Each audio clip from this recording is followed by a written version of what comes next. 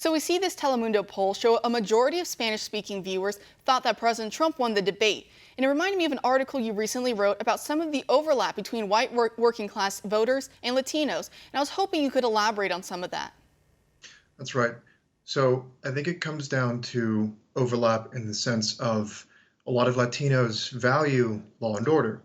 A lot of them value or are inclined toward what we call economic populism, right? Trump's style of economy, putting Americans' work and challenging the orthodoxy of things like free trade and mass immigration as only a good thing for society. I think actually a lot of Latinos understand that these are issues that are good for them.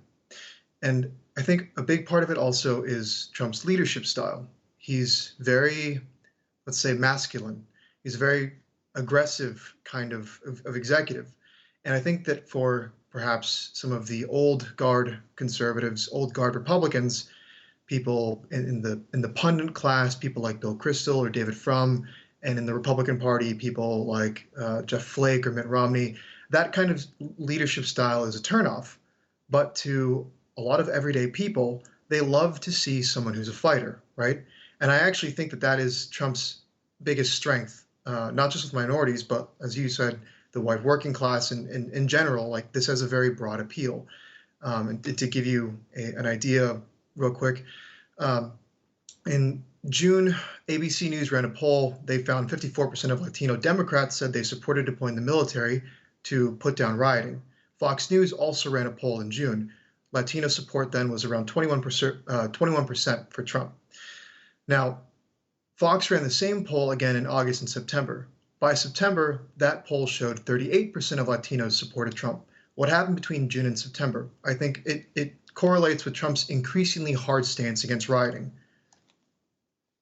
I think you're correct there. And also what you're reminding me of about a year ago, I believe it was, the Trump campaign said that states like Nevada and New Mexico are in play for them because of the Latino support there. And specifically why they said so was because of President Trump's actions with China and tackling them on trade. Of course, this is before the pandemic hit, but they said it was good for jobs there in those states. And so I think a lot of times we see a lot of pundits, they act like we're all in different worlds, we're all in these strict racial groups, and there's like almost no overlap, and that's not true. We're all Americans. There is a lot of overlap there. So also, do you think Republicans are capitalizing off of this, or do you think they're starting to pander? Because I'm starting to see a lot of pandering from Republicans, almost like what we're seeing from Democrats with Juneteenth and all these other criminal justice reform and all this. Do you think that they are staying true to what they should be doing, or are they doing more of the pandering?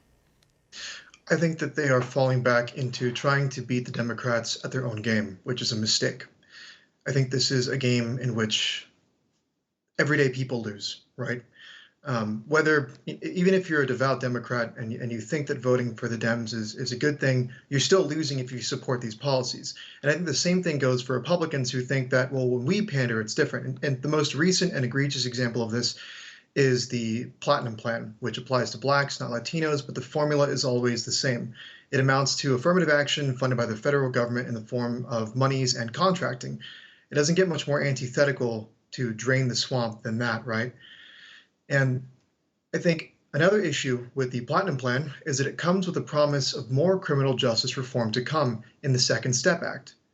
This is a problem because, again, I really believe that the law and order aspect of Trump's candidacy is broadly popular. And like I said, this is part of the reason why Latinos are in remarkable numbers supporting him. But that contradicts with the Platinum Plan, which is aimed at pandering to black voters, and as part of that promises the continuation of really, really bad criminal justice reform.